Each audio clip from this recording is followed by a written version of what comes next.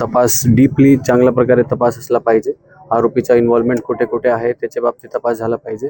डिटेलमध्ये चर्चा झाली. महिला मंडळीशी सोबत पण चर्चा केलेली आहे, पुरुष मंडळीसोबत चर्चा केलेली आहे आणि नक्की आपला बीड पोलीसतर्फे आमच्या जो एफर्ट्स आहे ते पूर्णपणे 100% एफर्ट चालू आहे. त्याच्यामध्ये जो बाकी उरलेले 3 आरोपी आहेत त्यांना लवकरात लवकर अटक होईल आणि त्याच्यामध्ये आपला जो तपास आहे ते आपण प्रामाणिकपणे करू. सर 10 दिवसाचं आपण सांगितलं होतं की 10 दिवसावर 10 दिवस लोकांनी आम्हाला सांगितलेलं आहे, तो आपण प्रयत्न केले तर असं पण होऊ शकतं की 10च्या आत पण येऊ शकते. आपला जो एफर्ट आहे 100% चालू आहे. माझी पूर्ण टीम हा गुन्ह्याच्या पाठीमागचे जे उरलेले आरोपी आहेत त्यांना अटक करण्यासाठी माझी पूर्ण टीम चालू आहे. देशमुख कुटुंबियांनी सर पोलीस संरक्षण मागितलं होतं. 02 मध्ये IPC मध्ये या सगळ्या गोष्टी झाल्या ठीक आहे. सध्या तपास CID कडे आहे. त्यामध्ये तपासमध्ये कोणतं सेक्शन कुठे आहे, कोणता तपास त्याच्या बाबतीत मला सांगणं योग्य होणार नाही.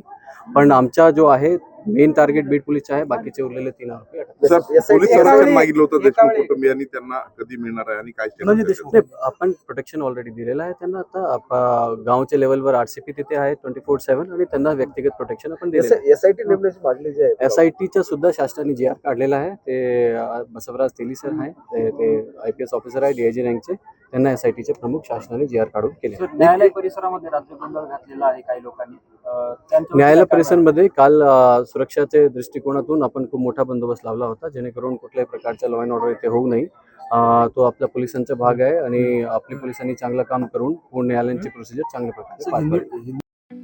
ठळक घडामोडींसाठी देशोन्नती न्यूज चॅनलला सबस्क्राईब करा आणि बेल आयकॉन प्रेस करा.